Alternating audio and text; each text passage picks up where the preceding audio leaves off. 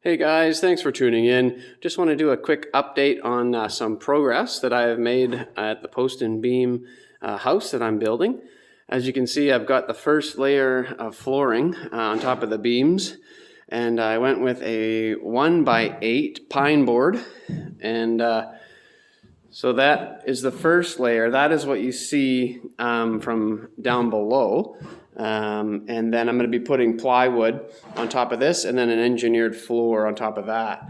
So I've got the temporary little fence here, or railing I could call it, and just temporary to stop people from falling down there. So yeah, a little bit of progress. I'll take you guys down and the timber stairs here, and we will take a look at what it looks like from when you're looking up. So yeah, it's coming along.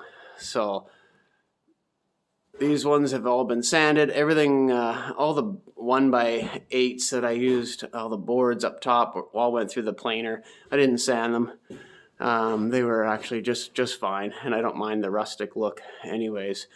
But the tedious part now is to go ahead and sand all the beams, because without the roof on, all the wood actually got tanned by the sun. So before I stain everything, I have to go through and sand everything in the house. So yeah, that kind of sucks. So thank goodness for the respirator. Anyways, another little thing that happened, the deck was actually getting weathered pretty bad because it wasn't covered. So I covered the deck, as you can see.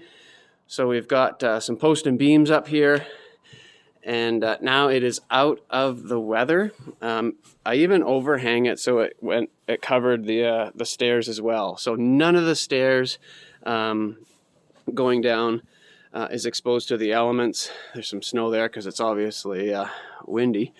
But I was able to get the paper on top of the roof, so it looks like metal in the spring. So right on, guys. Thanks for tuning in. Please like and subscribe, and we'll see you on the next one. Take care.